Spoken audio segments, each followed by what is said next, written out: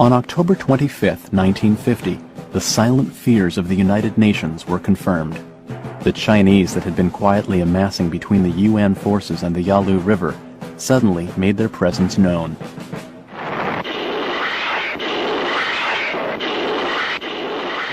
In the Central Mountains, thousands of American troops were ambushed and surrounded by a massive Chinese division. Entire battalions were caught off guard and decimated. Airdrops were all the support the UN soldiers had. They fought desperately in all directions, trying to make it out alive. Most of them didn't. As word of the massacre spread among the troops, their morale, which had been sky high just hours before, dropped quickly. They said it sounded like Chinese. No one knew what the hell was going on. It was Halloween and colder than a witch. We waited and froze. It was very dark. Robert Harper, 19th Infantry. The Far East Command, already gearing up for a victory parade, still couldn't believe it was facing a full Chinese assault. Reports back to Washington claimed the attacks came from a small force assisting with the defense of the Yalu River, and nothing more. But General Walker was alarmed. He ordered all of his units, even those far from the attack, to pull back to the Changchun River and reevaluate the situation. Then, just as abruptly as the ambushes came, they ended. The Chinese faded back into the hills and waited.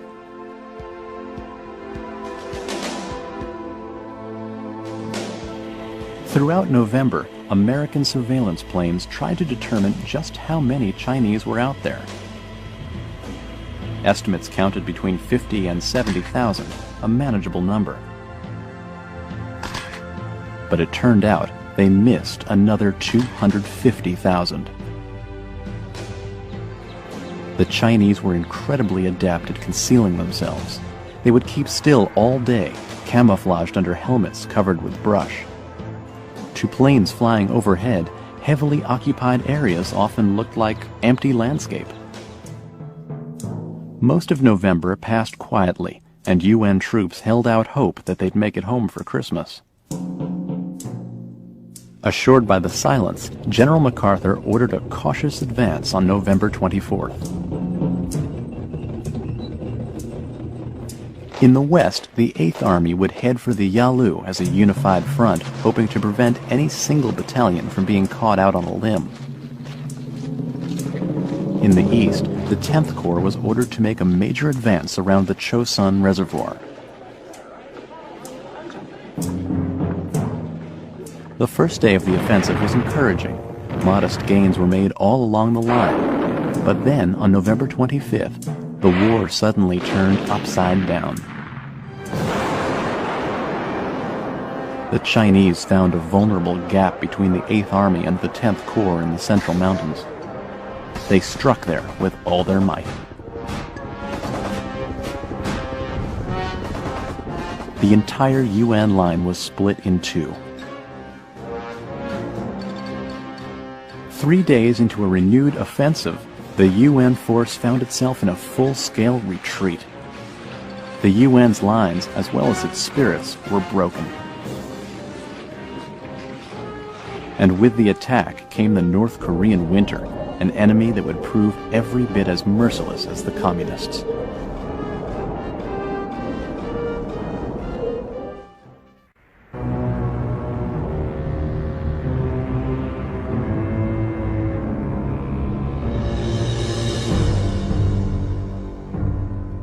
By late November of 1950, United Nations forces were fighting for their lives.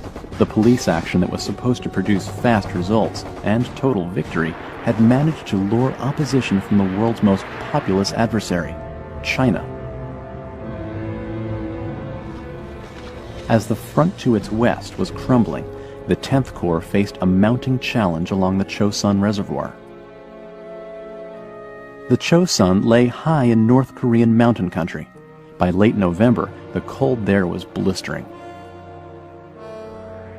The temperature fell as low as 40 below zero, and 50-mile-an-hour winds made it feel even colder.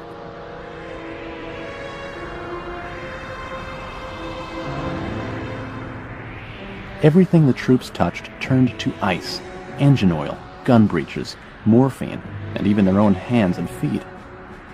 The ground was so frozen that digging a foxhole was out of the question. One pastime to keep the blood flowing was a friendly snowball fight. This was certainly not the ideal place to spend Thanksgiving, but the troops made the best of it. For Thanksgiving, we were all served turkey and all the things that go with it. You had to eat fast because everything was turning cold. The gravy and then the mashed potatoes froze first. Boy, you ate fast. And all the time the snipers were shooting at us. William Davis, hospitalman. Siberian weather and enemy insurgents had taken their toll on the troops. The men had worn the same clothes for weeks, and good meals were few and far between. Troops hardly slept in the sub-zero cold. But in true Marine fashion, they pulled themselves together and prepared to mount an offensive on November 27th. The soldiers were bracing for the worst, having heard the reports of Chinese overwhelming units to the west.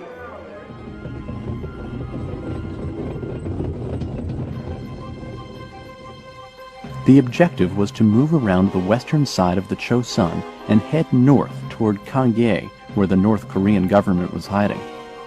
UN troops were concentrated in 4 positions. The front line lay at Udamni, where Marine regiments were preparing to lead the charge. South of there, 3,000 U.S. Marines were stationed at the base of the reservoir. Down at Koto-ri were 4,200 men, including some Army infantry and British Marines. On the east side of the reservoir stood another 2,500 GIs. Supply lines to these troops were in severe jeopardy, since units below them were already retreating to ports along the coast. But they were ordered to press on alone.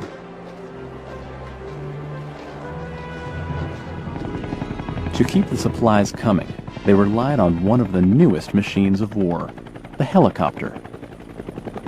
Choppers first appeared in World War II, but improvements to their design and stability made them indispensable in Korea, especially during that Arctic winter when ground transport was next to impossible. On the western shore of the Chosin, the Marines crept forward from Udamni and found a solid wall of Chinese waiting for them.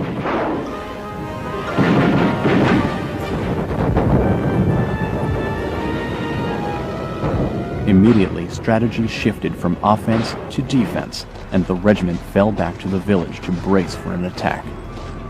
It wasn't long in coming. On November 28, 1950, 6 Chinese divisions descended on Udamni. For 3 days, the battle raged. The Marines unleashed their entire arsenal on the Communists.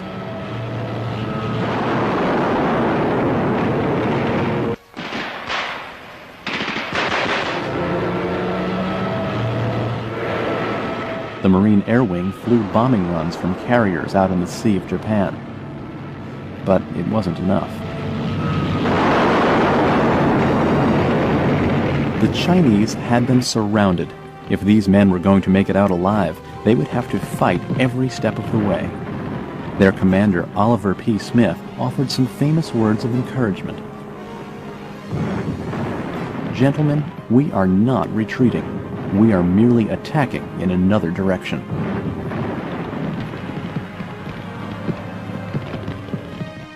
Across the Chosun to the east, an even greater disaster was unfolding. The Army 7th Division was cut off on a 4,000-foot plateau, surrounded and vulnerable. Anywhere it turned, it would face a vicious fight. Some soldiers went AWOL, off into the hills or onto the ice of the reservoir, hoping to escape the trap.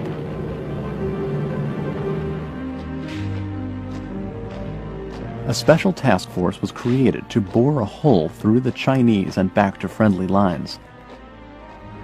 Task Force Faith took only enough trucks to carry the wounded and destroyed all the weapons it couldn't carry.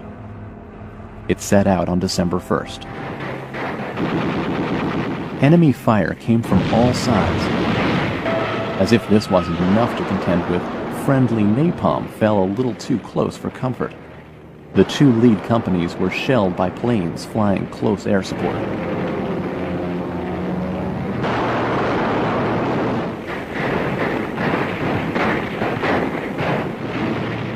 The task force came upon a village swarming with communists and was completely blocked. There was no option but to advance directly through the Chinese blockade. 2,500 GIs entered the town. Only 1,000 made it through. Those that could dragged their fallen buddies with them.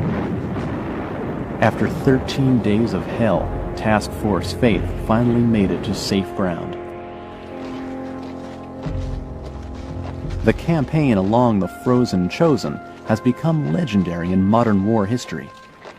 Rarely, if ever, was the cold more blistering, the enemy more unmerciful, or the escape more precarious. And the men who served there are joined forever in a brotherhood known as the Chosen Few.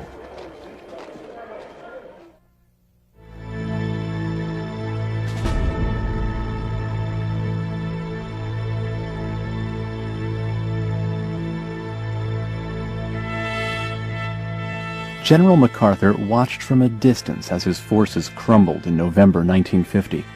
Korea would be his final crusade, and a resounding victory there would have assured his immortality. But that victory, imminent just days ago, was slipping away. His frustration was immeasurable, and most of it was directed at the Truman administration. Truman had limited MacArthur's resources to prevent him from attacking China.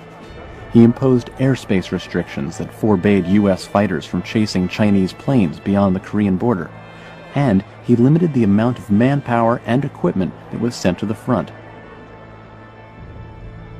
MacArthur found these restraints crippling. On November 28th, he sent a message of warning to the Pentagon. "We face an entirely new war. Our present strength of force is not sufficient to meet this undeclared war by the Chinese. This command has done everything humanly possible within its capabilities, but now is faced with conditions beyond its control and its strength. General MacArthur." The relationship between the president and his general, never entirely cooperative, was disintegrating as quickly as the UN's field position. Like its advance 2 months earlier, the UN's retreat gathered momentum as it went. The mass exodus of soldiers was eclipsed only by that of petrified North Korean civilians. Thousands were eager to defect.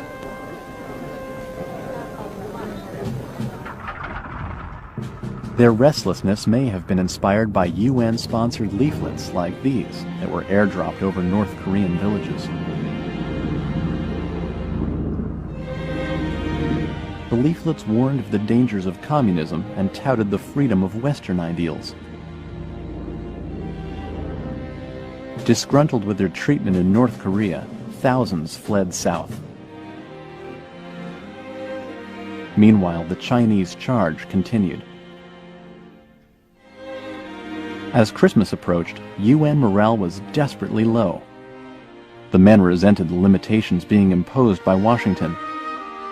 Their complaint, which would be echoed 15 years later in another Asian conflict, was that they weren't being allowed to use their superior force to win the war. They, like their general, thought that if they only had better support, they could have spent Christmas in Kalamazoo instead of Korea.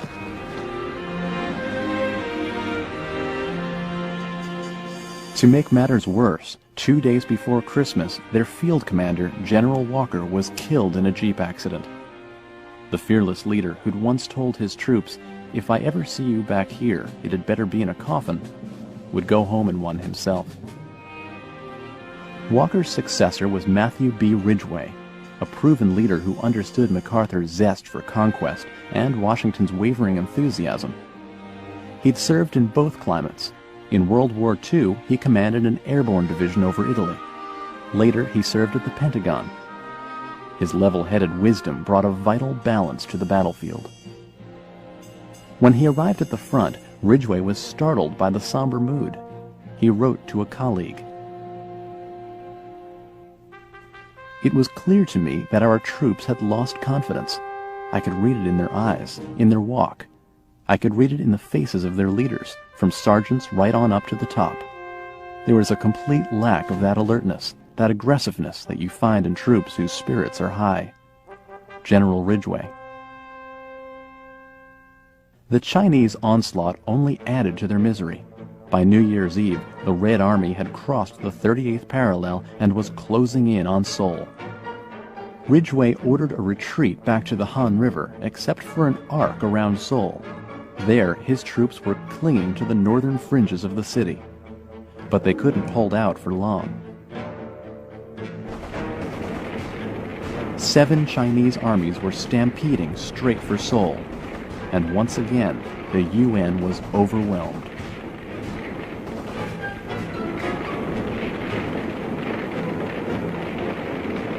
On January 3rd, Seoul fell for the second time, and by the next day, the UN line had dropped 35 miles south of the capital, well below the Han River. The troops were almost back to square one. In the 4 months since they'd last been here, all they'd gained were casualties. Luckily, breakthroughs in war medicine were keeping many of those casualties alive.